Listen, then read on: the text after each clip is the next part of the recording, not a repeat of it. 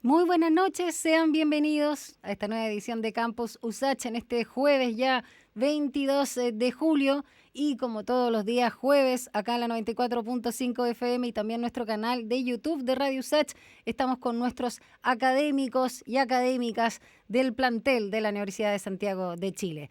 Y nos acompaña en esta ocasión Marcela Vera, académica de la Facultad de Administración y Economía, la FAE de la USACH, y Mario Sobarzo, académico del Departamento de Filosofía de la FAU, la Facultad de Humanidades. Lamentablemente Rodrigo Martín no se pudo sumar esta noche, está con mucha pega, pero le mandamos un abrazo y ya será para la próxima semana. Marcela, Mario, los M&M, ¿cómo están?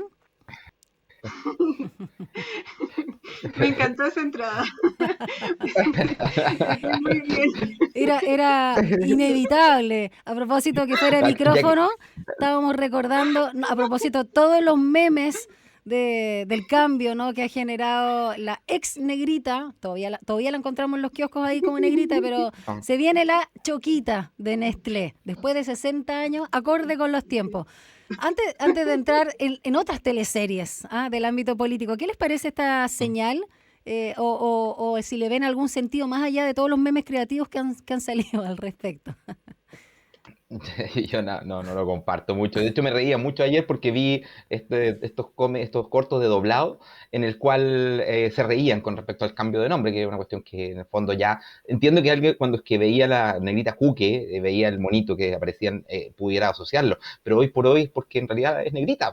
¿Qué tenía que ver eso? No era muy, no había que ver bajo el agua, pero bueno, es una O sea, decisión como de marketing filósofo, en el fondo. sientes que no aporta. No aporta No tiene nada, sustento. no incluye nada de discriminación. De hecho, no voy a decir, pero sabemos bien que la historia de la empresa Nestlé no es una historia muy limpia. Entonces, que nos vengan a decir que ahora sí se preocupan por este tipo de cosas, cuando que han contaminado el medio ambiente, cuando han habido conflictos en Sudáfrica, por ejemplo, tuvieron conflictos con el Estado sudafricano porque tenían minas de diamantes. Hay una larga historia, ¿no?, de Nestlé que no hay que olvidar. ¿Y para ti, Marcela? No, yo creo que pierden su marca, pierden el posicionamiento de 30 años. Es absurdo, fue una pésima estrategia de marketing y comercial. Creo que podrían perfectamente haber hecho una innovación, pero no haber perdido lo que tenían. Ahora, está haciendo ruido y claramente la gente va a querer ir a comprar las últimas negritas. Son cosas que pasan y que ahora por lo menos, no sé, pues después de no sé cuántos años o décadas, volvió, digamos, a estar no solo en la boca por devorarla, porque es muy rica, hay que decirlo, a mí me gusta mucho, igual que el Super 8, sino ya está en el boca de todos por lo que significa. Y muchos caramelos y dulces, porque hemos visto una cantidad de memes geniales, geniales. Antes Hay existían de las todo. rubias también, ¿eh? ¿Cómo? Existieron las rubias también. Ah, Pero sí. estoy hablando. ¿Pero qué eran? Sí, ¿Chocolates? ¿Qué es sí, lo que sí. eran? Lo mismo, era la copia de la negrita. Ah, Era ya. la copia, pero en Mira, versión distinta. Y en Argentina está, que son también muy parecidas a la negrita, pero por supuesto, con ingredientes distintos. Pero el chocolate es distinto, la crema es distinta, pero muy parecida, que también es un tipo de golosina. Pero yo mi favorita de todas maneras son los alfajores Exquisita, sí, argentinos. a mí también me encantan. Ya, vamos a otro tema, vamos a partir luego de lo que fueron estas elecciones presidenciales, primarias, no presidenciales de este fin de semana, donde me contaba un pajarito, Rodrigo Alcaíno, mi compañero, que hubo aquí algunos pronósticos la semana previa, ¿no? Respecto a algo inesperado.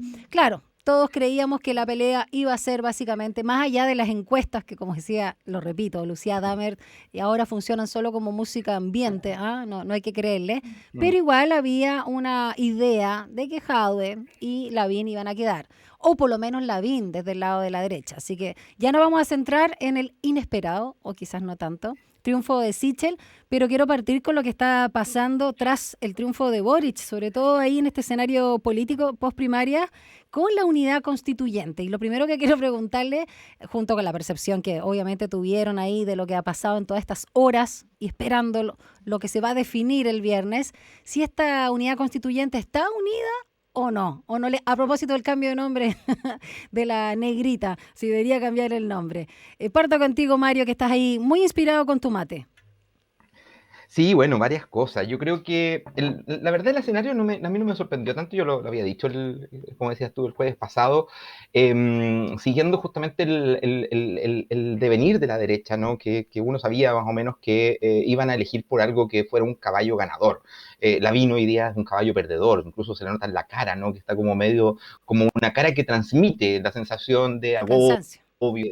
de cansancio. No era un candidato que fuera ganado. Y lo mismo con Jadwe, que fue volviéndose cada vez más enojón en la campaña, y sabemos bien que a la gente no le simpatizan los candidatos enojones, pero además hay una cuestión que no es menor, y que yo, como decía, porque yo pensaba que podía ganar Boric, porque amplio tiene mucho más tiene mucho más votación que lo que puede ser el Partido Comunista. Y si bien Jadwe creció un poquito más que lo que el Partido Comunista arrastra en votos, cerca de 200.000 votos, más que lo que históricamente más sacó el Partido Comunista, que Mm. son más o menos medio millón de votos en una primaria, no estamos hablando de la presidencial.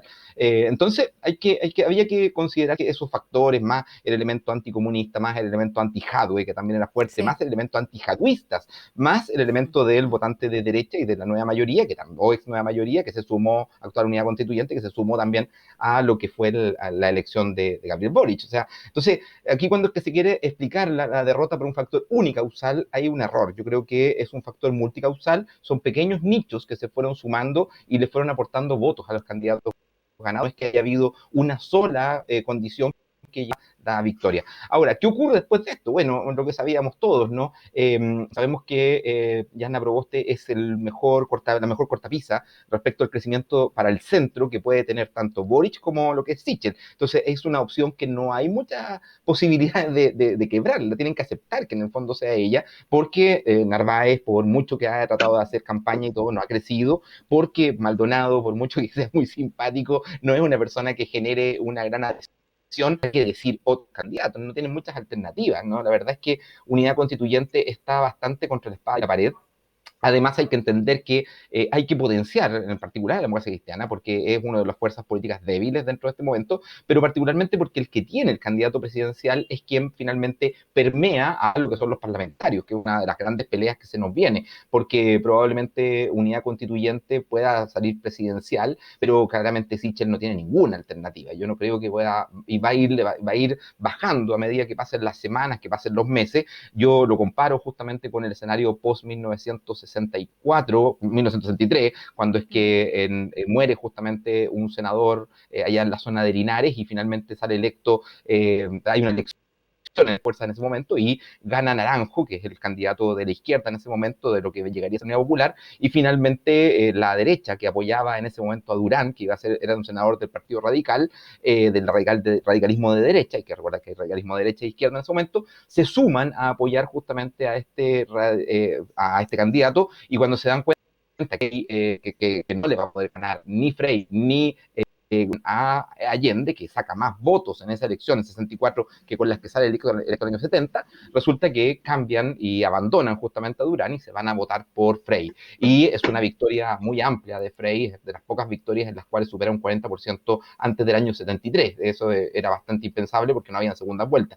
Bueno, entonces, en ese contexto, yo creo que la derecha va a terminar por bajar a Sichel o va a terminar por quitarle su apoyo. No creo que una parte muy importante de la derecha se da cuenta de que opción para poder detener justamente a Boric y poder detener la posibilidad de una fuerza izquierda, que además todavía no está definido completamente, porque hay que tener en cuenta que faltan listas por el lado más a la izquierda de Boric, la lista del pueblo, de hecho, va a presentar Sí. candidato presidencial, y también, por supuesto, los candidatos más descolgados que no tienen tanta incidencia. Diego Ancalao puede ser, o el mismo profe Artés, que con mucho respeto, ¿no? Y yo incluso voté por él en la elección anterior, pero sabemos bien que no tiene muchas alternativas presidenciales en este contexto. Entonces, hay que tener en cuenta esos factores cuando es que nosotros miramos la crisis de unidad constituyente, que en el fondo es una crisis entre comillas, porque también hay que decirlo que unidad constituyente es la fuerza que tiene mayor cantidad de senadores, la fuerza que tiene mayor cantidad de alcaldes, concejales. Entonces, mucho ojo, porque hay que considerar que las elecciones chilenas, una cosa es lo que ocurre a nivel macro, es decir, las presidenciales, lo que puede ser las elecciones más significativas, y por debajo las elecciones que son territoriales, donde es que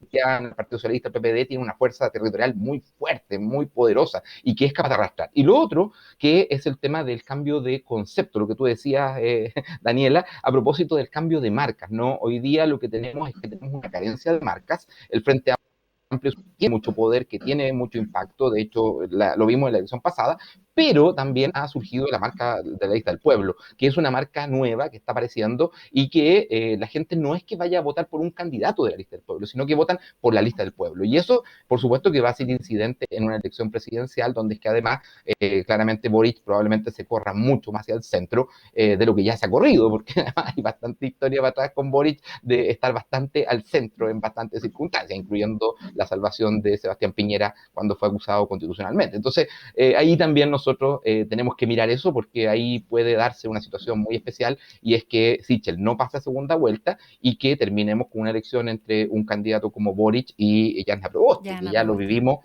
en la elección. Ay, algo se nos fue de la señal ahí con Mario, se quedó pegado. Interesante palabra. Ahí. Ahora sí. Termina la idea, porfa. La última frase, porque te quedaste pegado, que Mario. Probablemente la derecha, sí, que probablemente la derecha vote por Janja Proboste en un escenario de ese tipo, porque es más seguro, ¿no?, que lo que podría ser un tipo como Boric. Perfecto. Marcela, junto con escuchar tu apreciación de lo que se está moviendo ahora en este escenario político postprimaria, también quiero añadir una pregunta que, a ver, yo me pregunto personalmente también con esta necesidad que hay en la ciudadanía, en la sociedad, en las bases también, ¿no?, en lo que consideramos, lo que llamamos pueblo, de cambios radicales, ¿no?, de cambiar estructuras muy añejas y hacer un nuevo Chile. ¿Cómo se condice eso con los resultados de la votación en el entendido también de lo que decía Mario, ¿no?, lo que significa Jadwe para muchos, como persona, el mismo Partido Comunista, por supuesto, que hay una odiosidad atávica, lamentablemente, pero también Boric o la misma Janja Proboste, si es que se suma a esta carrera presidencial, y también Sichel por la derecha, son representantes de consensos, ¿no? Son representantes de, digamos, lugares más intermedios y no solo de diálogo, que obviamente se necesita siempre, sino de no necesariamente cambios tan radicales. ¿Cómo se condice eso con lo que estamos viviendo?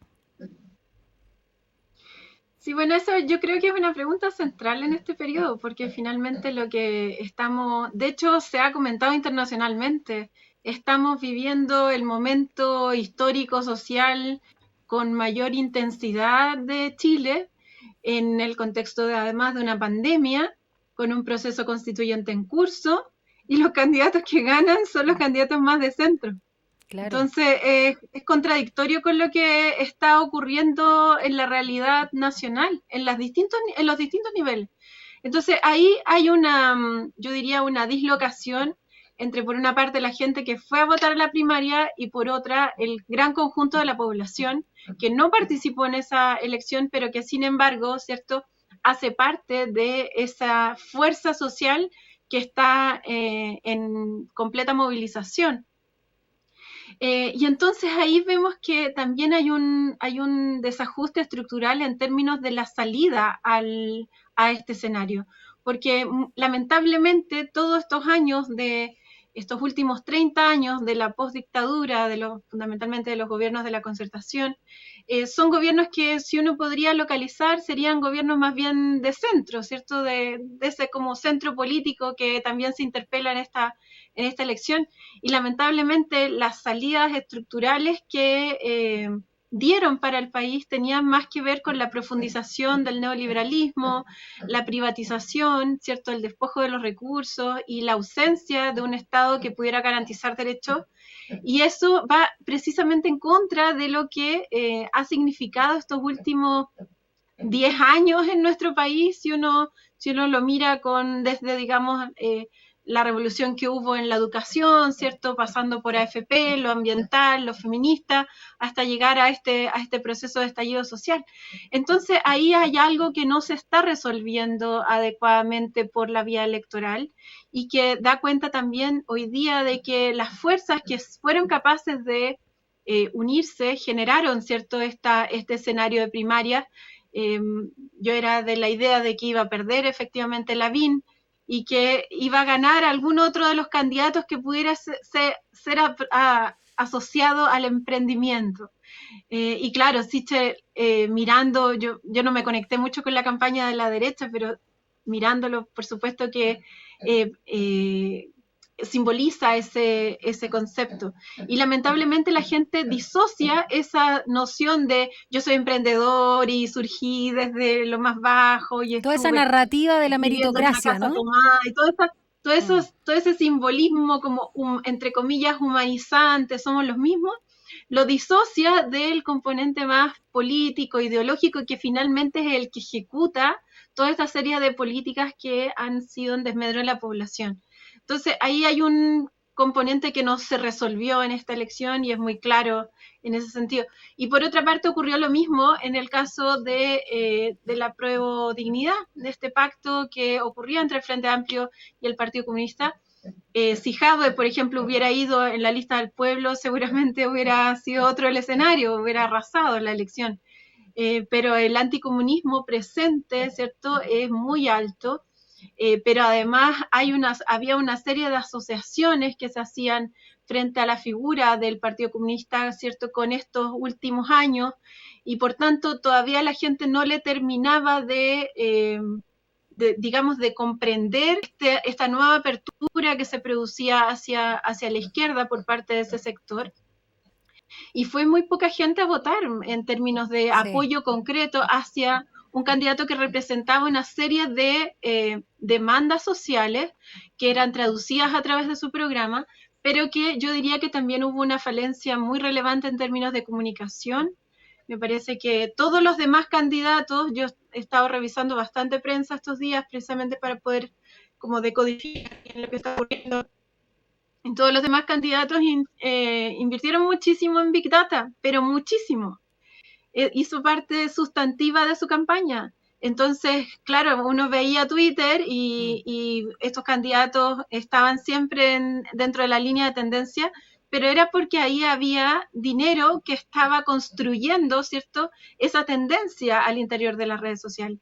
Entonces, ya sabemos que eso ha ocurrido en elecciones, por ejemplo, en el caso de Brasil con Bolsonaro. Ya sabemos que eso es parte, digamos, de las nuevas formas también de incidir, de influenciar sobre el electorado. Por tanto, yo diría que ese fue un componente relevante.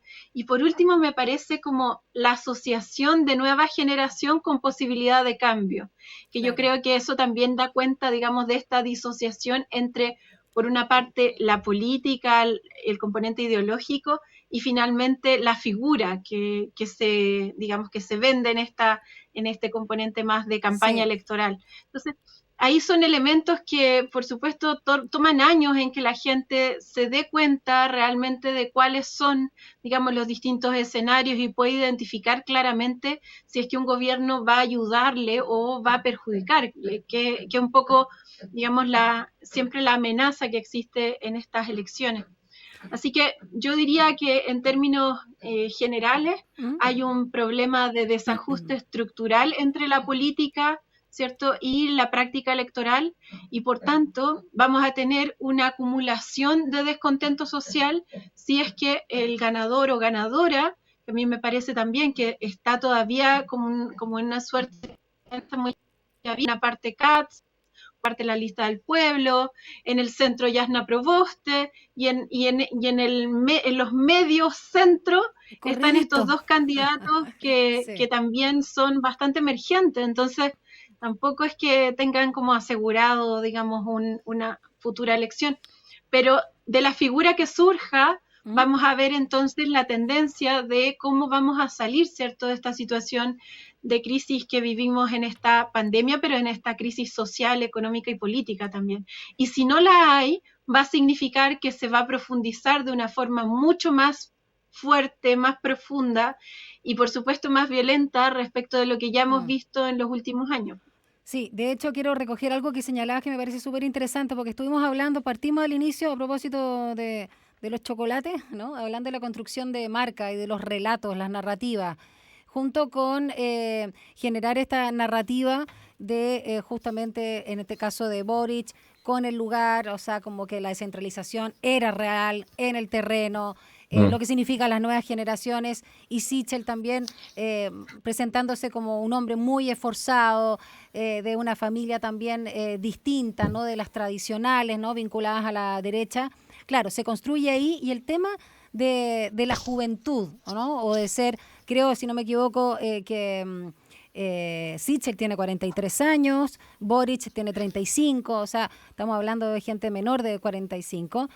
Ahí me acordé de la literatura, cuando se habla de la literatura, siempre hubo una confusión de que, o más bien las editoriales vendían a autores jóvenes como que era la nueva literatura y no necesariamente tiene que ver con las ideas y con la prosa o la lírica independiente del género. Y eso es sumamente importante porque la gente se confunde de una forma muy, muy fácil. A propósito de este escenario violento, nos vamos con los tres, terminando este bloque. Por supuesto, un amor violento y ya regresamos a Campus USACH.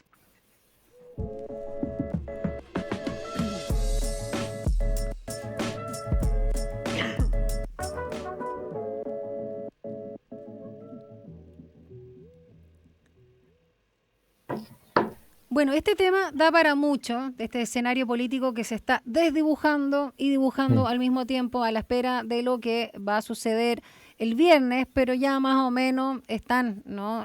Los pulsos y ya más o menos sabemos que lo más probable es que Yanna Proboste se suba, obviamente, a la carrera presidencial. Y quiero partir preguntándoles sobre cómo se está moviendo justamente este grupo, ¿no?, de la centroizquierda y particularmente el PPD.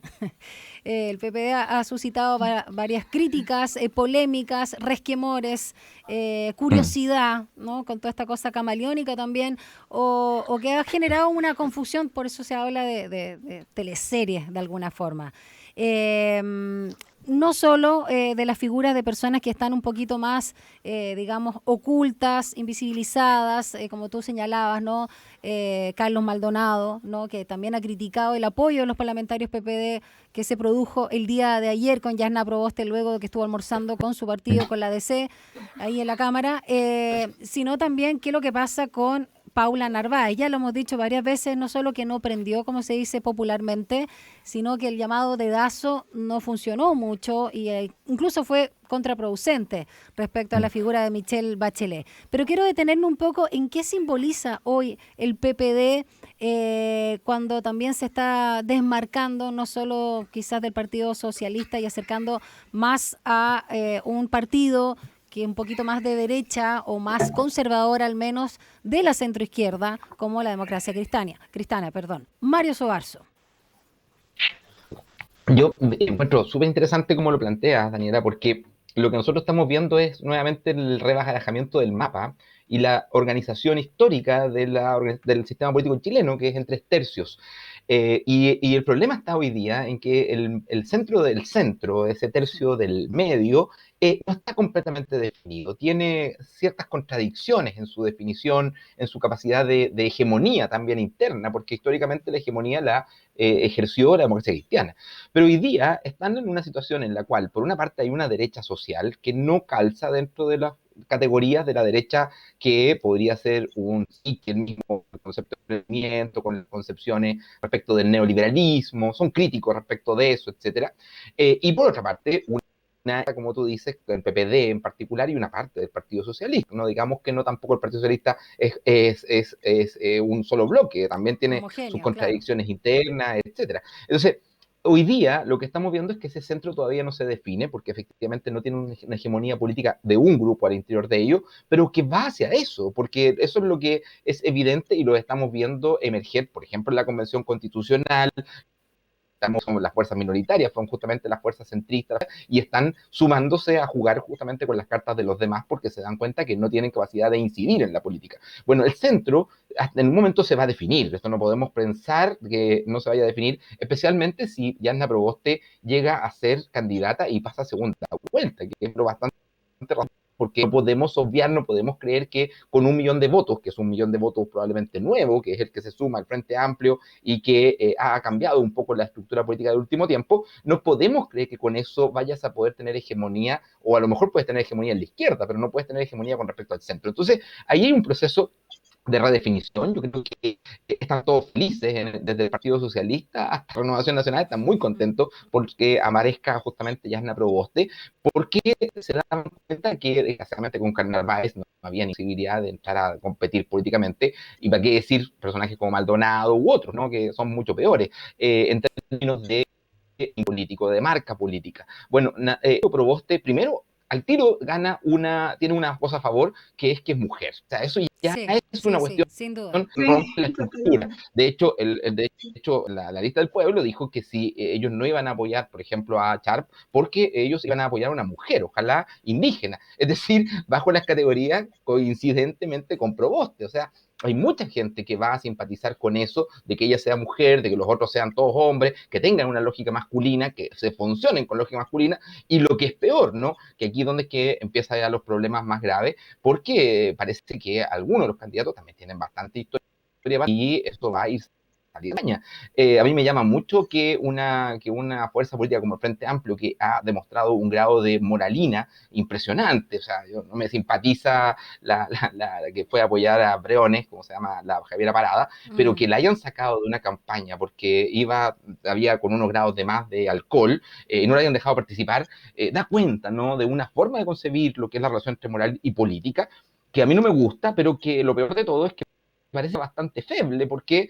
no ocurre lo mismo cuando es que se trata de acusarías están corriendo, están circulando, y que nadie sale a hacerse cargo, nadie sale a decir, oye, no, esto es verdad, o esto es mentira, o esto no ocurrió, etcétera. O sea, a uno le causa sospecha, ¿no?, que un grupo como el Frente Amplio, que insisto, ha hecho de la moralina una política, se quede en silencio frente a este tipo de cuestiones. Yo ahí creo que hay una cuestión que es una contradicción profunda, la vamos a ver emerger en la campaña, y por supuesto que quien puede ganar de esas contradicciones profundas va a ser justamente Jasna Proboste, que es, como digo, mujer, indígena, que además ha tenido tremenda dificultad para poder llegar, que es profesora, que es una cuestión también, que tiene un simbolismo a nivel nacional, que Sí. pone la cosa justamente al frente difícil a lo que son las alianzas hacia la izquierda, porque por otra parte el movimiento del pueblo se lo va a hacer difícil también por la izquierda. Tiene mucha historia para atrás de Gabriel, como para que sepamos que no es muy confiable en términos de política, que el tipo cambia de posiciones, que se da vuelta la chaqueta.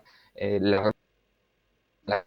año 2012, yo la recuerdo porque estaba en la Universidad de Chile, fue bastante poco leal, a diferencia de lo que había sido Camila en 2000. Entonces, ahí hay una historia que no es menor y que creo que va a reventar. Entonces, eso va en beneficio, por supuesto, de Jasna Proboste. Yo creo que fue un caballo de Troya lo que hicieron justamente colocando a una persona. Ahora, por otro lado, el Partido Comunista igual está feliz con esto. ¿Por qué? Porque hay muchas fuerzas dentro del Partido Comunista, hay muchas líneas dentro del Partido Comunista que piensan que no es bueno para ellos aparecer en primera línea, aparecer ellos siendo los que dirigen una cual Sí. política, por lo que tú decías antes, por el anticomunismo. Entonces, tener un candidato que fuera la presidencial, que hubiera pasado hubiera ganado la primaria, habría significado que el Partido Comunista habría tenido una avalancha de ataques durante estos meses hasta llegar a noviembre. En cambio, en la segunda línea se pueden concentrar en lo central, que es justamente la campaña parlamentaria. Y ahí, realmente, creo que el aporte que puede hacer Jadwe es central, comenzando porque con la cantidad de votos que tiene, perfectamente candidato a senador, comenzando porque por la zona sur, por ejemplo, también está Camila Vallejo, que podría ser candidata a senadora, hoy día el partido senadores, entonces ahí también hay un rebaraje del mapa que es muy interesante y que yo creo que lo peor de todo va a ser para la derecha, que creo que viene 4 años del desierto, eso sí que no lo van a poder salvar de ninguna forma. La democracia izquierda va a salir fortalecida, el centro va a salir fortalecido y la izquierda sobre la derecha no va a ser así.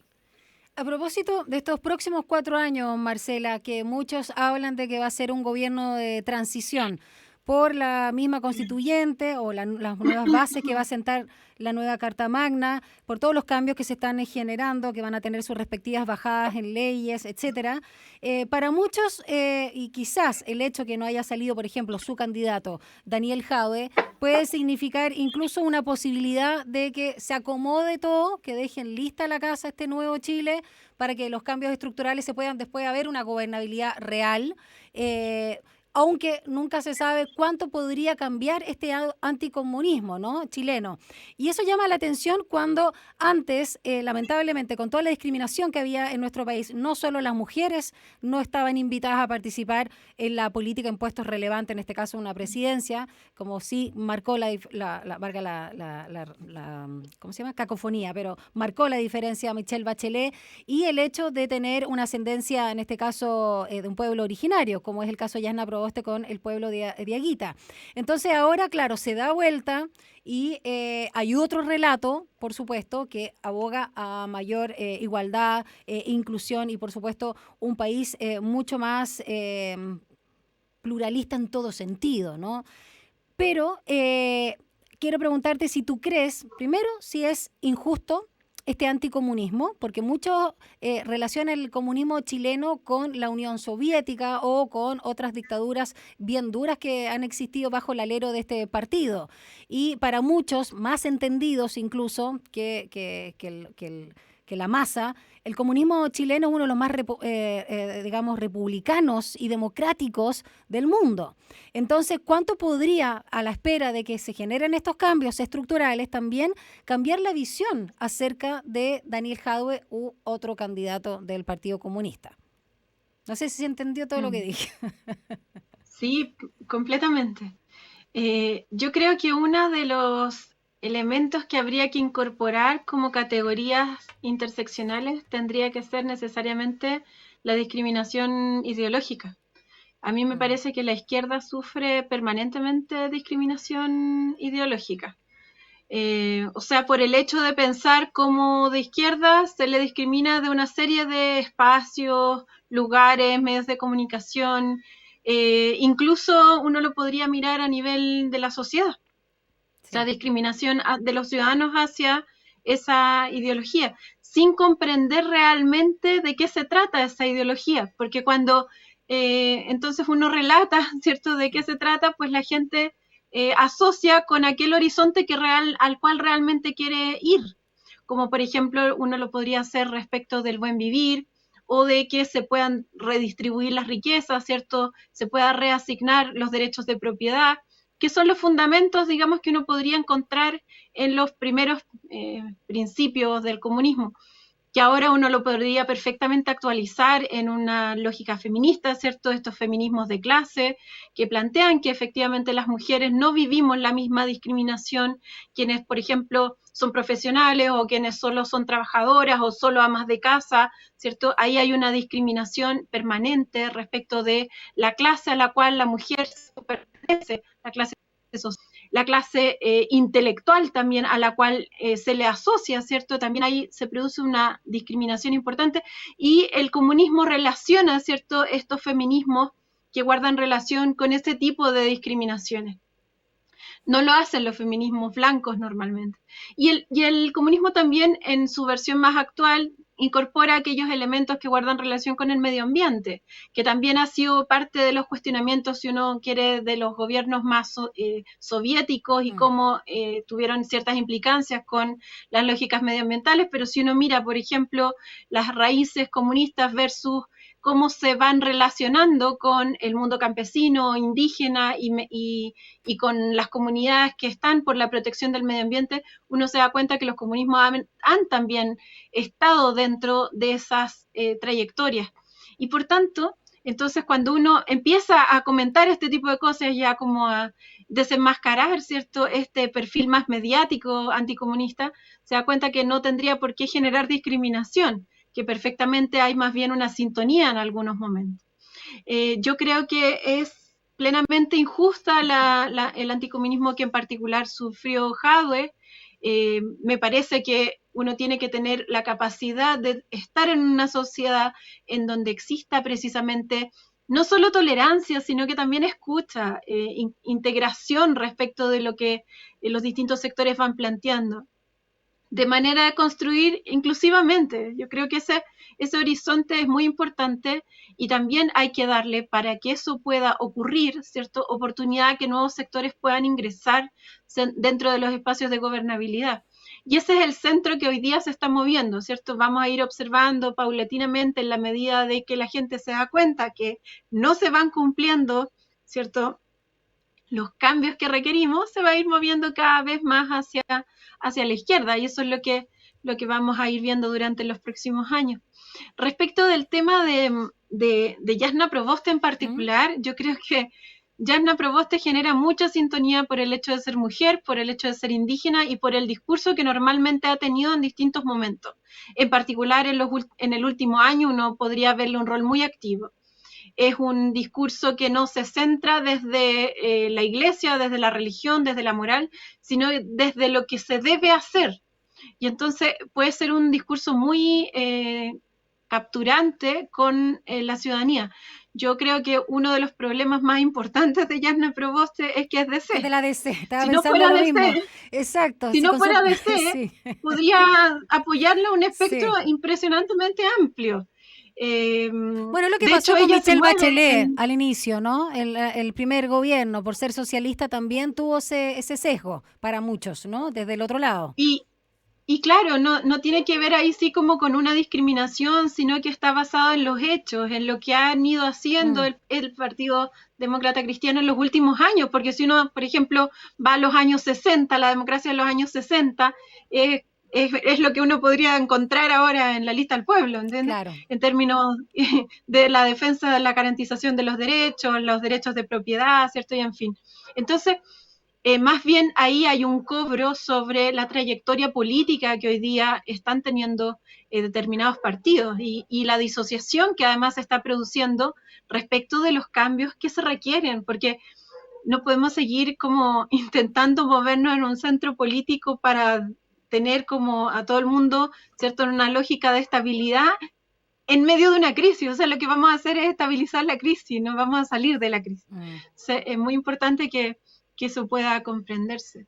Y por último, me parece que en términos de gobierno de transición, en efecto va a ser un gobierno de transición. Si uno mira todos los programas, están orientados hacia un gobierno de transición, pero mi preocupación como economista, una de las preocupaciones que siempre ocupan mi mente durante la semana, es de dónde se obtienen los recursos para hacer los cambios que Chile necesita. Y los recursos lamentablemente están agotándose, tanto recursos productivos como financieros, y el nivel de deuda del gobierno está creciendo. Entonces, el Banco Central pronostica que va a llegar el 2025 al 50%. El 50%, esa es una deuda bastante alta. Entonces, el margen de maniobra que va a tener el siguiente gobierno es mucho menor que el que tiene el actual. Entonces, ¿es de transición? Sí, pero tiene que ser una transición con cambios profundos, porque si no después, ahí sí ya no van a poder hacerse tan fácilmente los cambios. Sí, se entiende. Complejo el escenario, desafiante, pero bueno, ya estamos embarcados. Yo siempre, a propósito que vivo muy cerca de Plaza Dignidad, pienso que un monumento que podría estar ahí en esa plaza, ex Baquedano, ex Italia o Plaza Dignidad, podría ser los estudiantes saltando el torniquete. A propósito de los nuevos relatos. Ya, vamos a la última pausa de Campus USACH y seguimos conversando con Marcela Vera, economista de la FAE, y por supuesto también con Mario Sobarzo, académico del Departamento de Filosofía de la FAU, la Facultad de Humanidades de la USACH. Vamos con Mon Laferte, esto es Platata.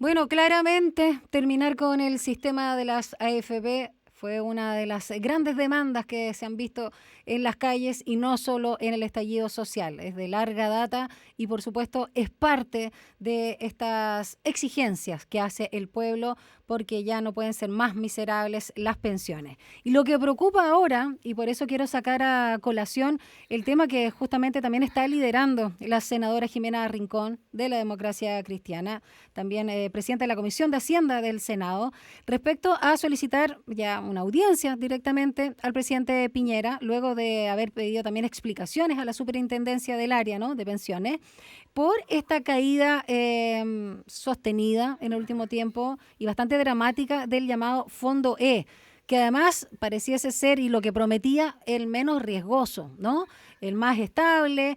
Entonces aquí preocupa justamente porque ha perdido más del 10% la gente de los ahorros durante el primer semestre del 2021.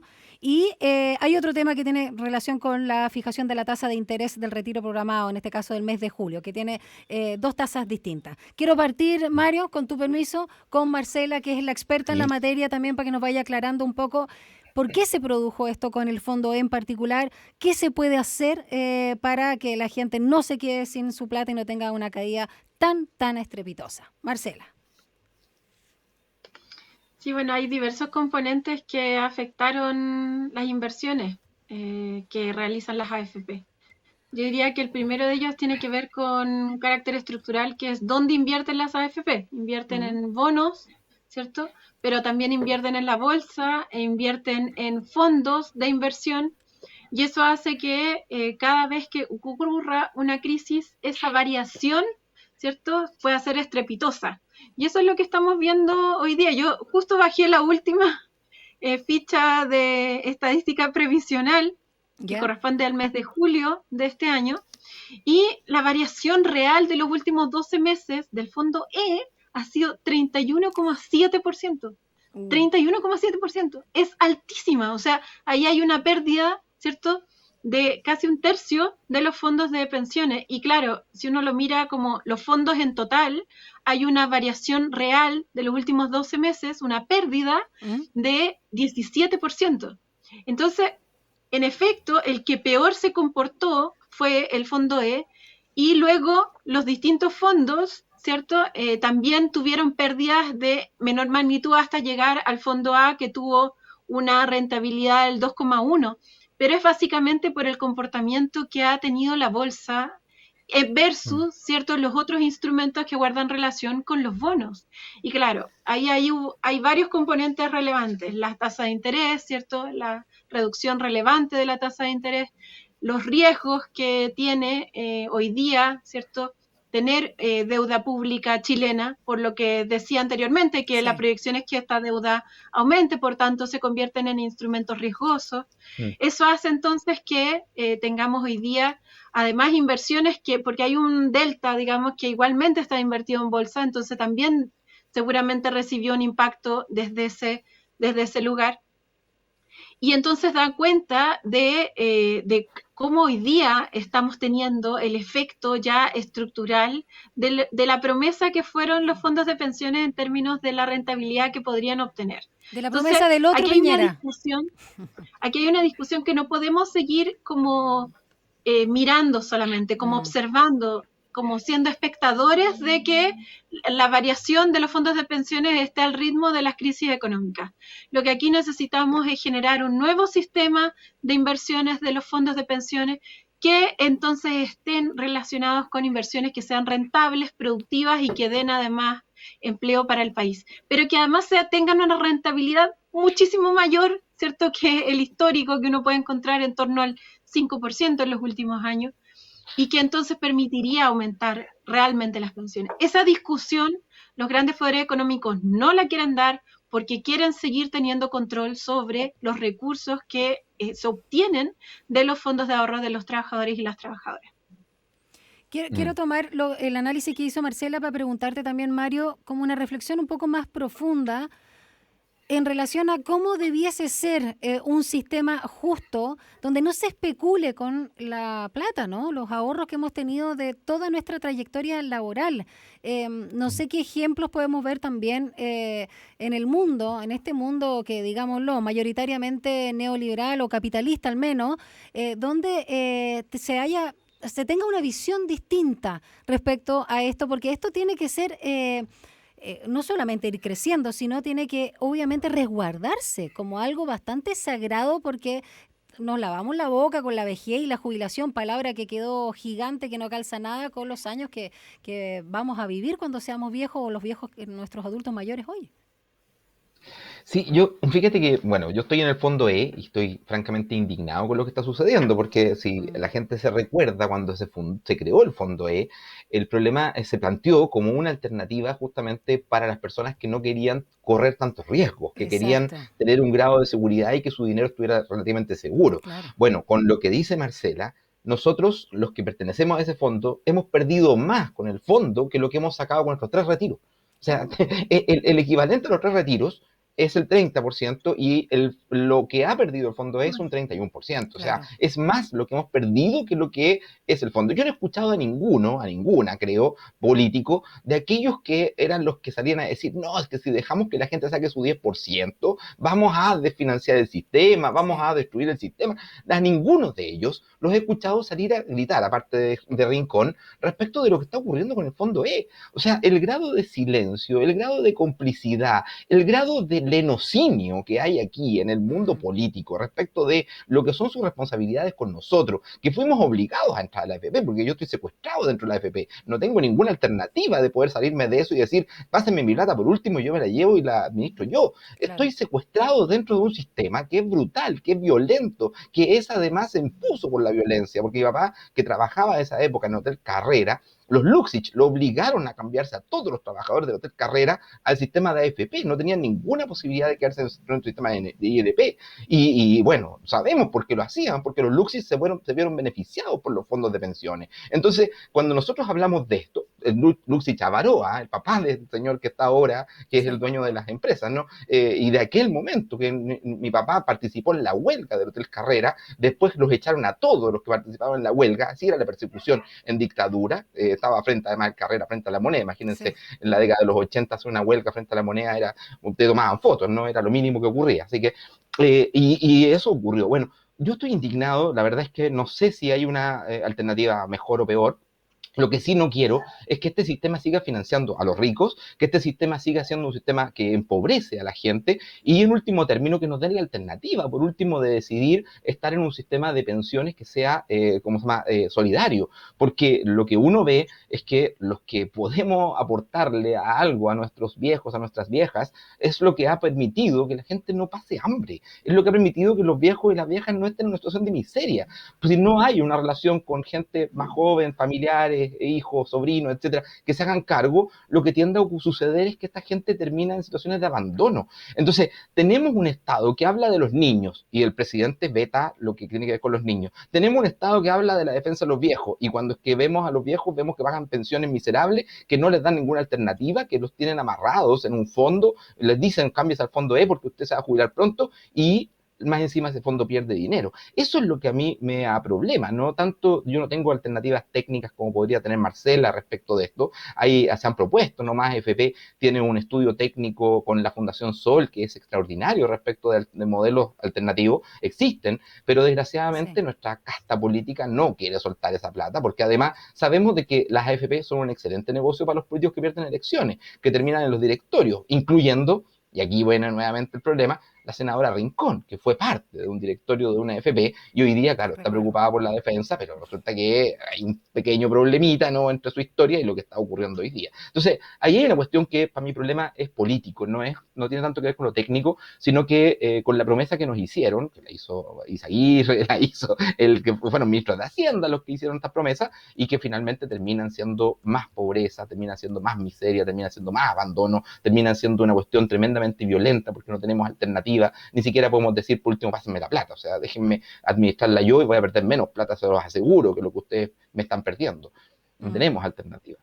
Sí, a mí este tema yo creo que es el único que... No es el único, es el que más me angustia. Y es como que uno piensa cuando te salen en la liquidación, ¿no?, de sueldo, cuando te hacen el descuento y todo. Yo me arriesgué y estoy en el fondo A, pero estuve en su minuto en el fondo E. Pero más allá de esa particularidad es como el sistema mismo, ¿no? Hasta que creo que esto es una de las mayores vergüenzas que vivimos también en nuestro país. Y a propósito, comparto tu rabia, a propósito de la historia que contabas de tu padre, Mario. ¿Cómo se llama tu padre? ¿Mario también? Mario, igual que Mario. yo, sí, Mario Suárez. ¿Colorín también o no? ¿O te viene de la De mano? barba colorina, de barba colorina, sí, tengo los dos lados colorines, pero antecesores lejanos. Ya. Bueno, excelente, bonita historia, pero triste, bonita porque tu padre es un luchador, en ese sentido un gran homenaje, pero triste porque representa también justamente ese agote con un sistema que literalmente ya nunca nos sirvió, menos ahora. Mario Sobarzo, Marcela Vera, se nos pasó el tiempo volando en este campo Susach, un gusto, como siempre, conversar con ustedes. Volando. ¿Cómo? Siempre digo lo mismo. Absolutamente volando. Volando, es que es verdad. No, a mí me encanta, siempre le digo a Rodrigo Alcaíno, un gusto también conversar con ustedes porque me encanta la pasión y el manejo que tienen de las temáticas. El próximo jueves seguramente se nos une ya Rodrigo Martín para estar ahí, el trío completo, en este caso con mi compañero Rodrigo Alcaíno. Que estén muy bien y que tengan muy buenas noches. Un abrazo grande a los dos. Muchas gracias, Daniela. No sé quién está de Radio Control hoy día, pero les mandamos saludos también. Gracias. Un abrazo. Chao, que estén muy bien. Un abrazo, chao, Daniela. Y nos despedimos así en esta noche de Campus USACH, acá en la 94.5 en FM y por supuesto en nuestro canal de YouTube. Será hasta la próxima semana. Chao.